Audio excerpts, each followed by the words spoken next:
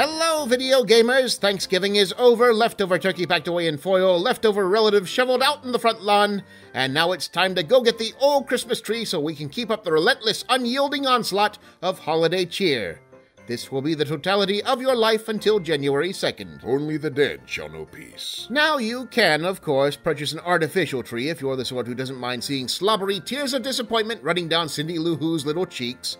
But for my money, nothing beats the alpine scent of a fresh evergreen.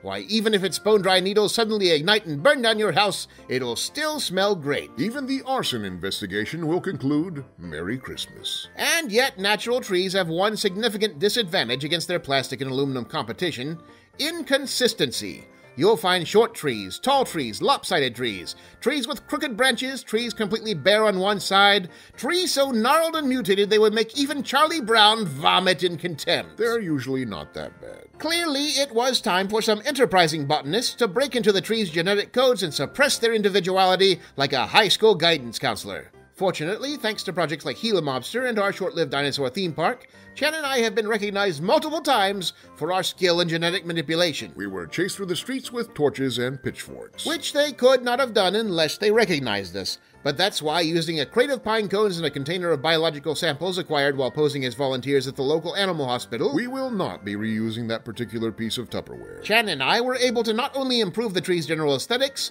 but also engineer entirely new strains of designer Christmas trees.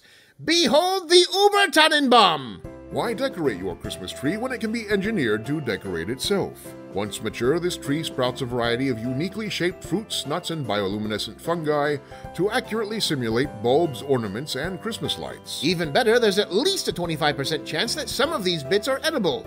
Test them on a coworker you feel neutral about. Here's one where we really meddled in things best left alone. By combining evergreen and chipmunk DNA and applying direct stimulation to the neural pathways, we have created a tree that sings all your favorite carols. On the downside, it has dozens of tiny chipmunk heads that all need to be fed individually with a medicine dropper, and also the tree poops. Check out the darling little angel up at the top. Part dove, part howler monkey, and yes, it too is fused to the tree. It's a holiday abomination. This one's going to be on our conscience for a long time. Finally, don't you just hate it when you have to lug a heavy tree and tie it to the top of your car? Wouldn't you prefer a tree that followed you home like a dog? I don't honestly remember much about last night. Please tell me we did not splice a tree with a dog. Of course not, brother. Dogs are man's best friend. That would be cruel. Thank goodness. Fortunately, the court of public opinion is much more divided on spiders, so we ran with that mother. 8 legs means faster walking speed, and as for maintenance, she feeds herself. Goodbye, rat problem. Now, where'd she get off to? Maybe she's behind that enormous sack that just ruptured into several 100,000 tiny, crawling, carnivorous conifers.